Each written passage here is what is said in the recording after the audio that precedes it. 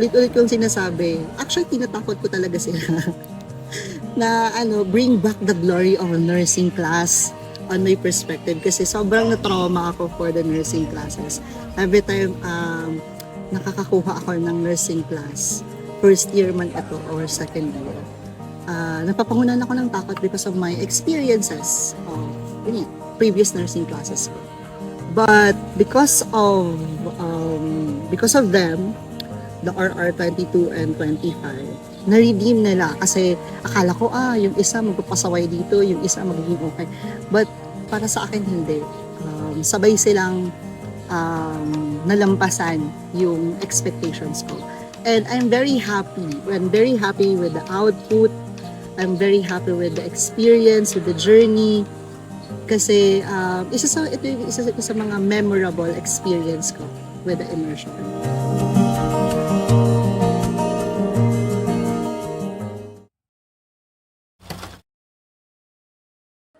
Kung anong preferred ng class. Okay, sige. So, yung first is nature green, second is in pink, and third is yung green with orange or red. Options which is in black. Pero may based naman kayo sa idea sa photoshoot. Hindi ang mas medyo aligned na siya sa game mismo kang photoshoot. So yan, pwede pa man din ever may gusto pa kamang other na color palette. Pwede nito siyang suggest. Yung coordination and cooperation ng klase. Dami ko nang nasaksihan na mga classes when it comes to activities such as outreaches and immersions.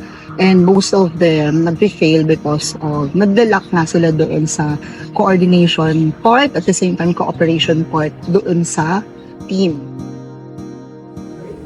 Assign groups and live every load. Mas may assign groups pa kami. Advanced materials.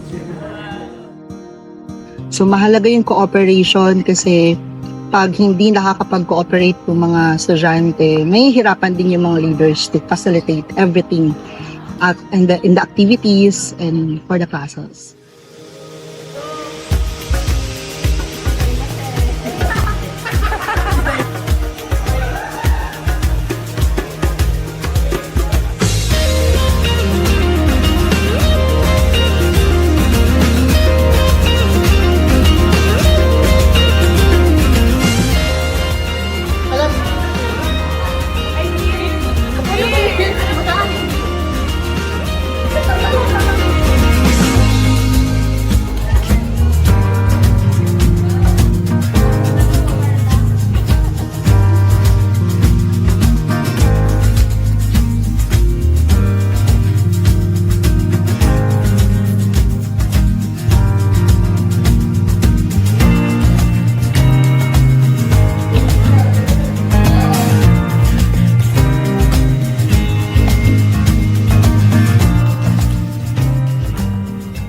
Coordination, mahalaga din yun kasi kung hindi well coordinated, lalo na yung mga committees, hindi magsisink in lahat ng activities at hindi magiging smooth flowing ang implementations ng activities.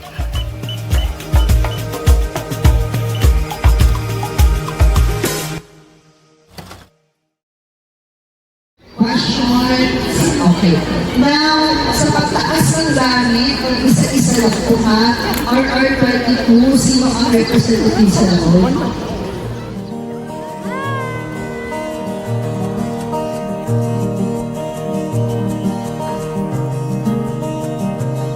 So, sila po yung mga katulong natin sa area. Mamaya po, may times na mawawala ko sa area, sila po yung magiging point person ko sa area. If there's anything problem po, pwede please consult dun sa dalawang student volunteer po. Okay po? Clear po? Okay. Now, rewind.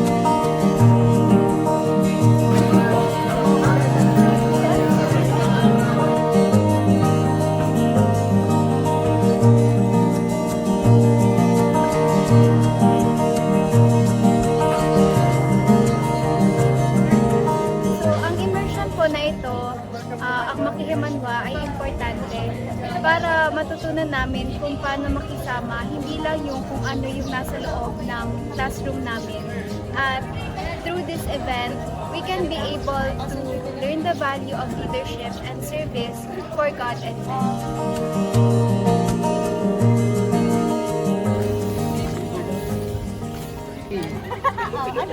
So, ano mga dala natin today na feeling mo dapat hindi makalimutan? Feeling ko ID. Yes. Sir, nasa yung ID mo? Nawawala.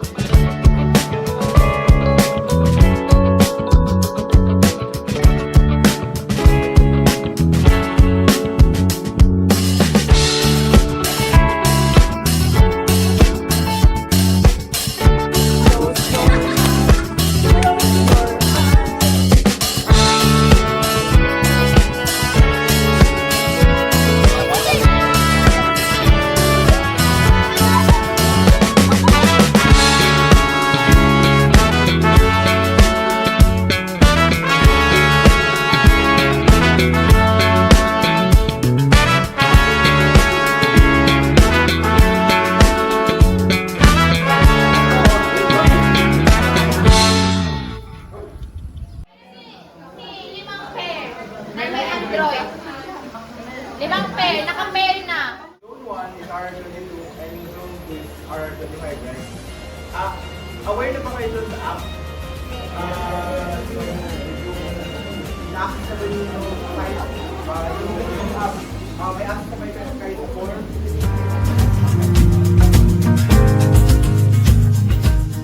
Yung kahit iniiwan ko lang sila, oh, you have to plan this, you have to give this, and also you have to implement this.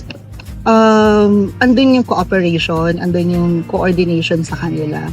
And talagang sinusunod nila kung sino yung nag-head sa kanila, may say.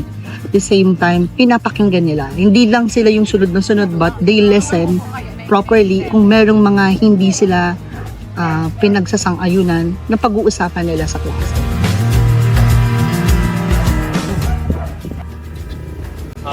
Yung experience namin, more nakakataba ng puso kasi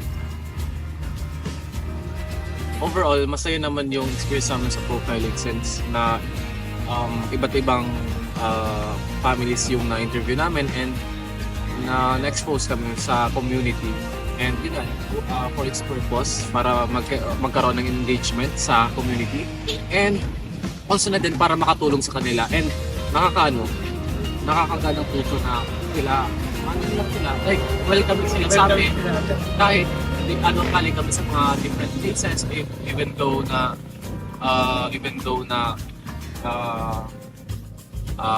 hindi kami familiar sa buhay nila pero parang pamilya na rin yung trato nila sa amin and yan. Sabi niya na lang. Bariwend na lang.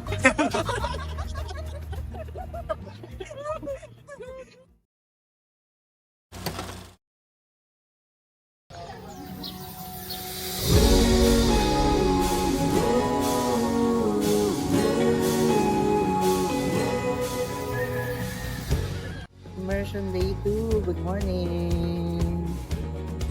Morning, Laba! I'm so excited! Like, Tanim ay. I'm looking forward to learn more about farming. Also, feeling ko masaya naman to and I'm excited to make new memories sa pagtatarok. Guys, kamusta ang turog ninyo? Okay na okay. Kakaming hotdog sa freezer. Ay, may muning sa mo. Yes, sa sassy one. Ano, pagkita tayo po na yun? Kasi ETA po natin dito, 45 minutes to 1 hour ang lakaran papunta dito sa Rizal. Nililook forward ko today, actually in farming. Yes. Sa mga nililook forward ko. Yung farming yung pinaka-essential duman sa list of activities natin.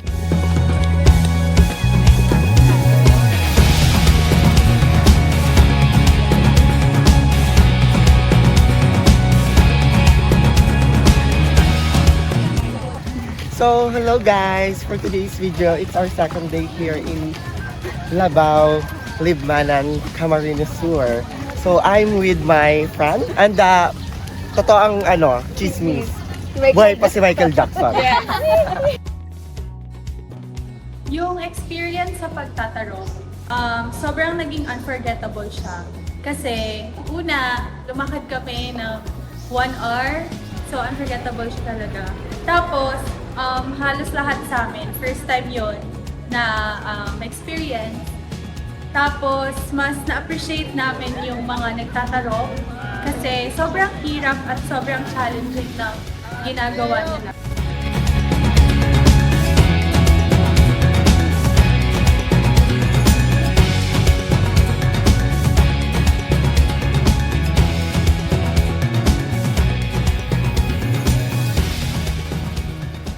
Pagkukuha po kang paroy sa mga medyo mahihigpog po. Diba kita makuha? Tapos, ililipat ako doon sa maninipis na lugar. Iyo po, kaibanan ang ugat, kaibanan ang dagat. Kasi kami na pili lang yung tinarukan, parang nahirapan na kami. What more sa mga nagtatarok talaga na buong field, ginagawa yun. Kaya sobrang naging thankful ang class sa mga nagtatarok. At isa sa mga na-realize ko, magtanim ay hindi biro talaga.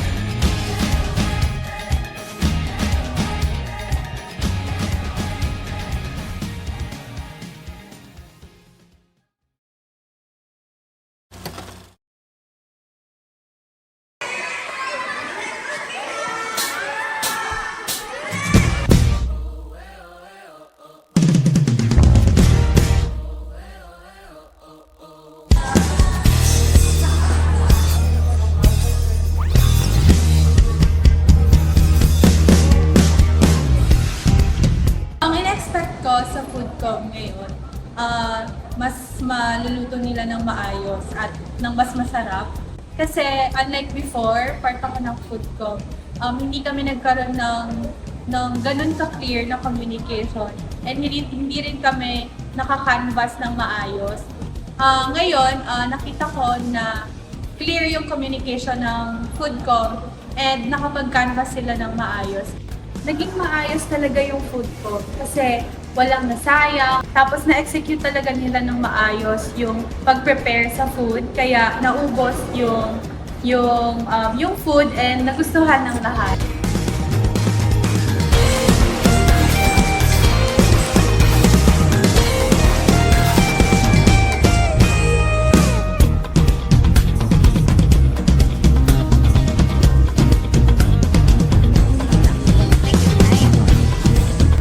Kamusta yung preparation nyo?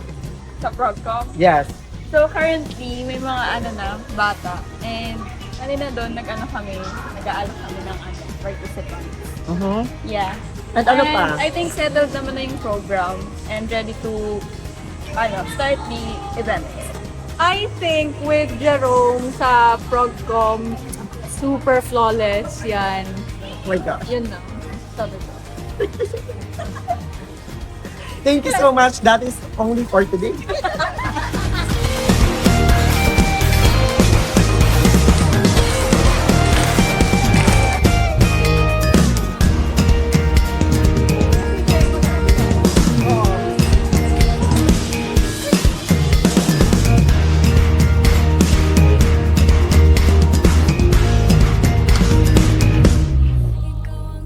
Siguro naging favorite kong moment sa immersion, yun na yung health teaching. Kasi nakita ko yung classmates ko na parang nagkaisa talaga sila. And nakita ko kung gaano nag-enjoy yung mga participant tsaka yung mga nagtuturo. Kaya puwantang ng gadanon ang mga ulod. Kasi kung dai, malaupit sa mata, bumog, skin.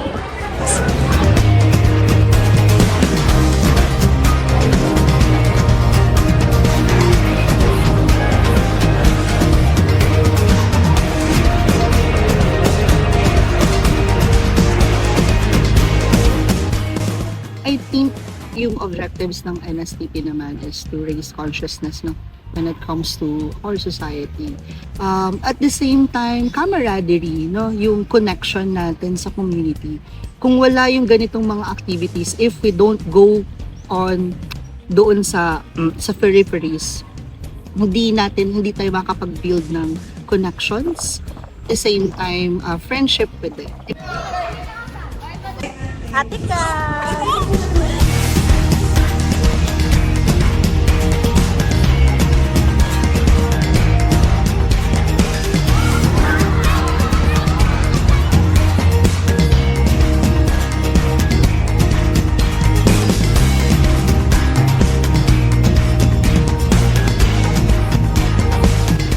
Ano ang masabi mo sa pagkain? Masarap? Nagpadaog da. Tagutom na. Masarap? Gano'ng kasarap?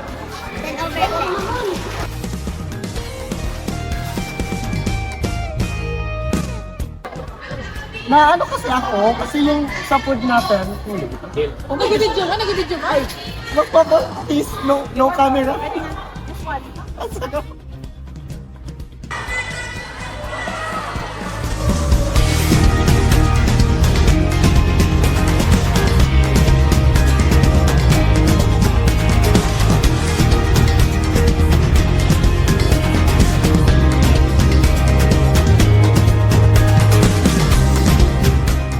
I'm super happy at the moment, I'm super happy sa output from kaninang umaga, kayo na nagtarong kita. So far, naririnig na ngayon ang nursing student yung trust ko ulit sa mga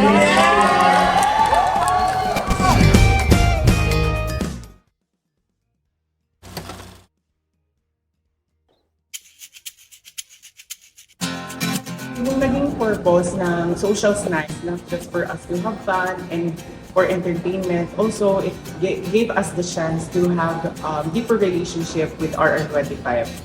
So during those times, yung mga big fun games, yung mga simple conversations, it also gave us the opportunity for us to bond with them and also nagkaroon ng memorable experiences yung RR22 and RR25 during the social snacks.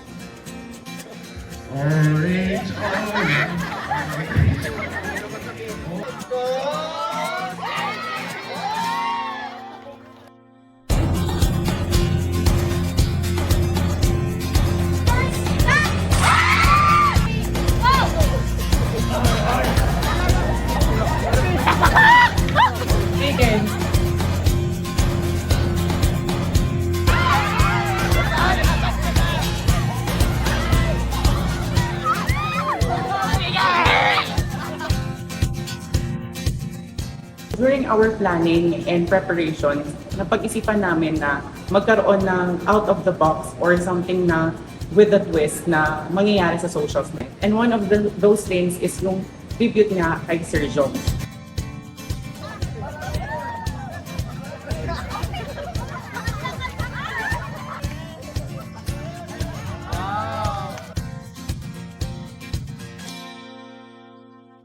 Ang naman matikaw niya, sobrang kaugmahan. sobrang thankful ako. Nanggaling ko sa buhay ko. Matatapos man ang immersion, matatapos ang process natin. Pero rin ako pamamahal sa puso. Thank you for being such an amazing formator, sir. We love you po.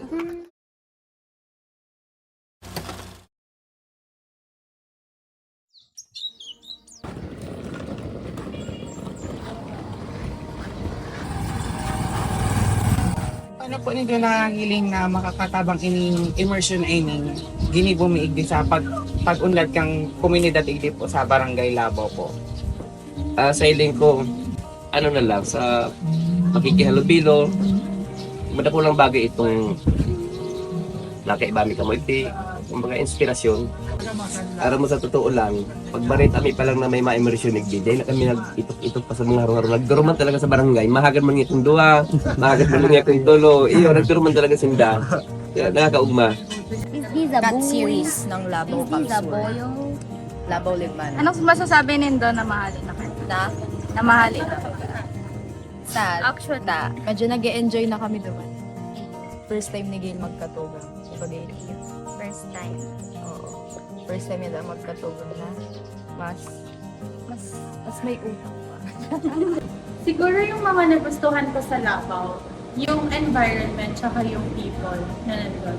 Kasi sa environment, sobrang payapa ng environment doon. And ang linis, walang mga kalat, ganyan. Sa people naman, sobrang welcoming sila and sobrang babait.